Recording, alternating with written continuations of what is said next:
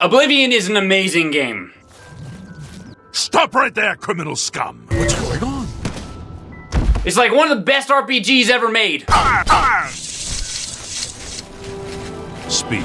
Look, just trust me, it's really good, okay? I'm Roxanne Bridget. I help the boys. A long time ago, I did a video on the original Elder Scrolls, the Elder Scrolls Arena, where we told the story of Lord Peebington II.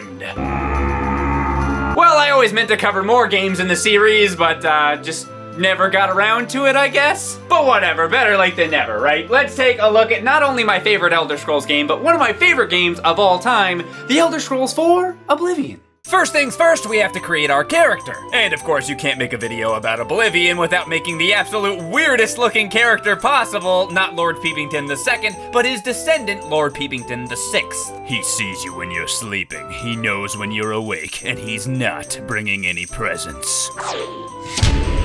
I always really liked how you could slide your character all over the place on the menu screen. No. Yes. In typical Elder Scrolls fashion, we start off as a prisoner. There's no telling what kind of sick, evil atrocities Lord Peebington VI committed in his past. But oh well, Patrick Stewart likes me. Let me see your face. Hello. So all is apparently forgiven. I mean, who cares? Just let them all out. That guy over there's pretty nice. You're going to die. Let him out too, why not? Peebington is gonna use this chance to go straight. Or at least, mostly straight anyway. He's not gonna murder anyone, probably. I mean, he does have a human skull collection, but he finds them all out in the wild. They're all natural, murder-free human skulls. Free-range human skulls. It's a legitimate, cruelty-free hobby. All right, before we go any further, I guess we should talk about the story a little bit. For 87 years, King Patrick Stewart has had dreams of our boy Peebington, and a lot of dreams about hell. I mean, having dreams about Peebington for 87 years is kind of a hell in and of itself, I would think. But if that wasn't bad enough, all of his sons got killed. That sucks. And he wants to give me some necklace called the Amulet of Kings that's important for reasons that I don't feel like explaining. I can go no further. You alone must just hold on. He's gonna come out right there. No, he's gonna come out right here. I'm telling you, I played this game before. No, you don't have to give me the amulet. I'm trying. Just listen to me. No, okay. All right, but okay, I try. See, look, I tried to tell you. I tried to tell him. I tried to! Where's the Amulet of Kings? It wasn't on the Emperor's body. Alright, I know this is gonna look a little bad, but the king is dead. He got killed while you were out there in the other room. And just before he died, he gave me the amulet, and I didn't kill him. I know I was in prison like 5 seconds ago, but the king, he saw me in the dream, remember? We're cool. We're cool. Boris over here believes Peebington for some reason, and we're off. A brand new adventure. No, I don't want horse armor to be my active quest. God! Well, that whole thing with the king dying and the amulet or whatever sounded pretty important, but we'll take care of it later, right? I've played this game for hundreds of hours, but because it's so big, there's still a bunch of stuff I haven't done yet, and one of those things is the Mages Guild questline. Now, the Mages Guild is pretty important because not only is it one of the main factions that you can join, it's also home to the most broken thing in the entire game. This random altar! With this altar, you can craft your own spells. Anything from damaging spells, healing spells, to spells that make you run insanely fast. Whee! But in order to make these spells, first we need some money. Luckily, we can use some charm spells from the Mages Guild quests on the vendors to make them like us more for just long enough to squeeze as much money out of them as possible. Wait, hold on, before we can do business, I just have to, do this to you a few times and, alright. Well met. We're good. Completely normal interaction. The only problem is that my staff of charm looks exactly like most of my other staffs, and sometimes I, get them mixed up.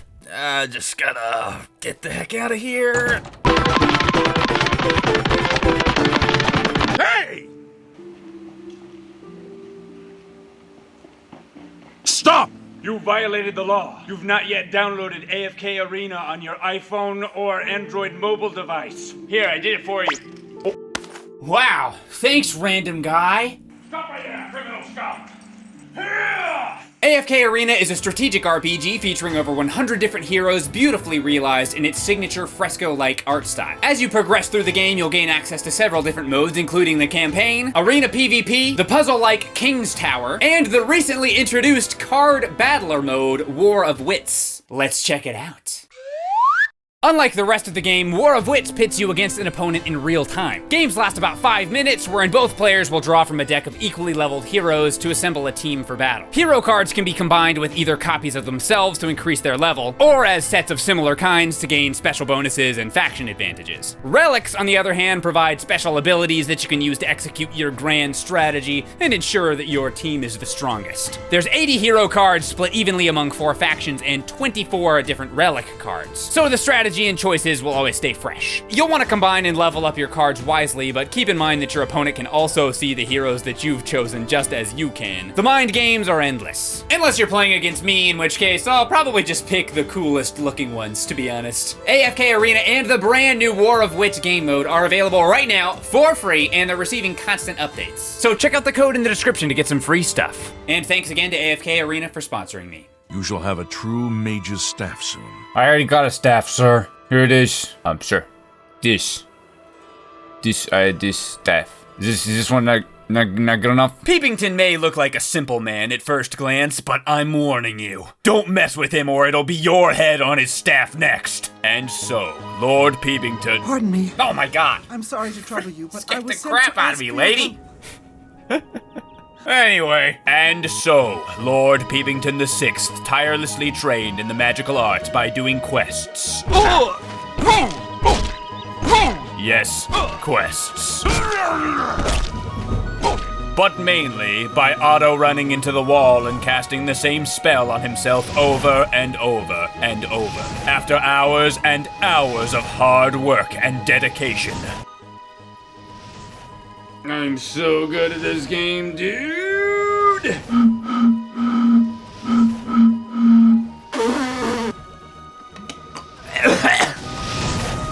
How are you? I'm good!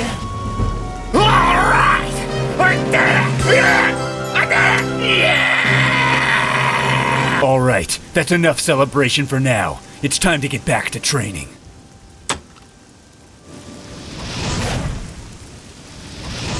Can I help you, pickpocket? I'm a little busy here, okay? He became the greatest magic man of all time! Ow. With the power to destroy every living being who dares stand before him! But Peepington would never do that. He's a reformed man, remember? You know, a reformed man who just so happens to have a human skull collection piling up in his house. Hey, everybody has their hobbies. Now, I love this game, and I always will, but even I have to admit that it's got some problems. Stay safe, citizen. These are dark times. Like, glitches, for example? Lord Peepington VI, master of the magical arts, wielder of the creepy goblin head staff, hero of the battle. You have my ear, citizen. Wait, no, hold on. I can't stand these Slow things. down. Hey, come back. I'm talking to you. The Emperor's over here trying to give some rousing battle speech, and there's just 2 horses floating in the air. Wait on Priory Horse! No! If you use the previously mentioned magic creation altar, you can chain stack just about as many spells on yourself as you want, even if they have the exact same buff effects. Here I've given myself 1,112 in the acrobatic skill, which, just in case you haven't played this game before, is more than you're supposed to have. Alright, here we go! Whee! If you give yourself enough acrobatics, you can jump straight over city walls and just run around until you inevitably fall off an invisible cliff and die. But it's not just glitches. If I take my nostalgia goggles off for a bit, there's a bunch of other stuff too. You know, just a couple things. For example, the leveling system. When you create your character, you choose 7 different major skills, and you'll only level up when you improve those specific skills. Sounds great in theory, and it does create better role-playing characters. course. But the way it works in practice often devolves into just casting the same spell on yourself over and over, or finding some random spot in the world where you can just jump as fast as humanly possible to level up your acrobatics. Welcome to the Elder Scrolls Oblivion. If you're not spamming the jump button everywhere you go, you're doing it wrong. The AI is bad.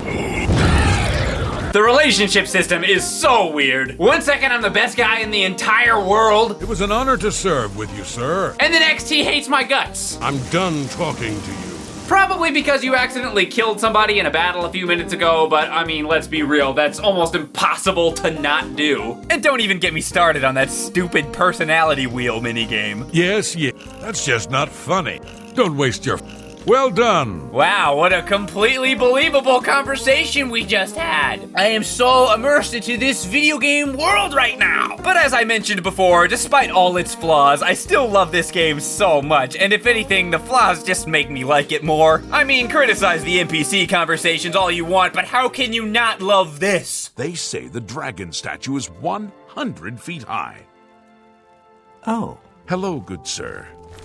Hello, good sir. But it does so many other things well, especially for when it came out. All the different guild quest lines, the Daedric quests and items, almost all the quests in the game are good actually. And there's tons of DLC after you're done with a plethora of main game content. But outside the Mages Guild and a few other random things, I didn't have time to do too much of that because I have to finish this video eventually. But also because I spent way too much time messing around with the spell creation system, the most important spell being Big Boy Blast. It does 100 shock damage on touch, 100 fire damage on touch, 100 frost damage on touch, and it charms for 100 points on touch. You know, you really want them to like you right before they get exploded. And just for good measure, it also summons a scamp for 3 seconds. Why not? All right, let's give this baby a try. Big Boy Blast! It just paused. If you don't like this video and subscribe, Peebington will cast Big Boy Blast upon you. Now that our hero has his signature spell, it's time to take on the main quest line. After the Emperor was assassinated, Oblivion Gates start opening up all over Cyrodiil, and demons begin attacking people. But as it turns out, Patrick Stewart actually does have one remaining heir, a man by the name of Boromir. In any case, we need the amulet first. And Boromir, along with the Amulet of Kings, is the only hope to save the world from the wrath of the evil Lord Dagon, who's like some big baddie from hell. Presumably. So I guess we should probably help him do something about that. But first, we've got to save him from the city of Kvatch, which is currently under siege by the Daedra. Luckily, since we screwed around doing all that other stuff for so long, we're already level 16. So I'm sure this is gonna be a cinch. Oh god. Oh no. Oh no. Okay. Okay. No. No. Please stop. We can talk about this. Let's just go ahead and, yeah. Show me what you've got. Show me what you've got. All right, we saved him. Hail, Dragon Ball. Hail. Yeah, what they said. Boromir has you do a bunch of stuff like infiltrate a Daedric cult and steal some book for him. Take up the dagger and offer Lord Dagon the sacrificial red drink. I really don't want to do that, actually. Really? I think plan B, I'll just take the book. Bye-bye! Sonic Hero, Sonic Hero, We'll survive the cleansing. Alright, fine. I'll just kill the guy. I'll just kill him. Whatever. Eventually, you get to the worst quest in the whole game that has you go to every city and destroy their Oblivion Gates. As cool as the Oblivion Gates are, they really do get dull after a while, and once you've seen one, you've really seen them all. So we're just gonna stack some jumping spells here and, okay! This was higher than I thought we were gonna go. I'm not actually sure we're gonna come down at any point soon. So let's just move on to the next thing. Lord Dagon's evil plot has been foiled again by broken Bethesda game mechanics. But Lord Dagon doesn't just have Oblivion Gates up his sleeve, he has another trick, an even bigger Oblivion Gate than those other ones. But it's no match for Lord Peebington. Big Boy Blast! Big boy blast! Hold on, I gotta recharge my magicka.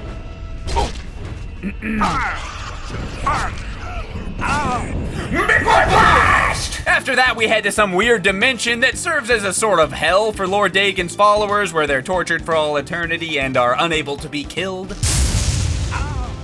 Correction, they actually can be killed. You know, that's, worth noting, I guess. We defeat Dagon's most loyal servant, Mankar Cameron, who I probably should have mentioned earlier, and we get the Amulet of Kings back, and everything's good now. Except that it's not! You know, because Dagon himself is attacking the Imperial City now and killing everyone in sight, so that's kind of a problem. Normally, the game would end with the Emperor turning into some kind of dragon thing and then sacrificing himself in epic fashion to kill Lord Dagon, but that is not how this story ends. The only person who can truly defeat Lord Dagon is Lord Peebington, and his signature move, Big Boy Blast!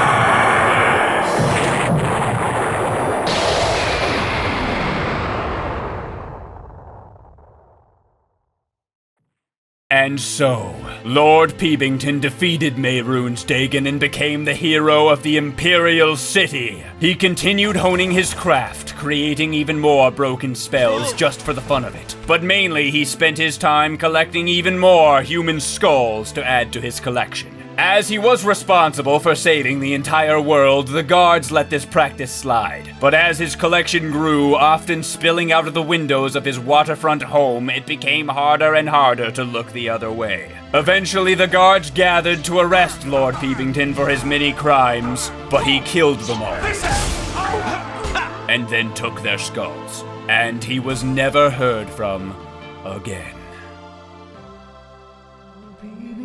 You scare me so much, so to you I will pray. Don't kill me with your mighty touch, and please don't take my skull away. Oh, Peebington, you haunt me in my dreams. Peebington, oh please, spare me, Peebington, oh please. Oh, spare me, Peebington, oh please. Don't touch me.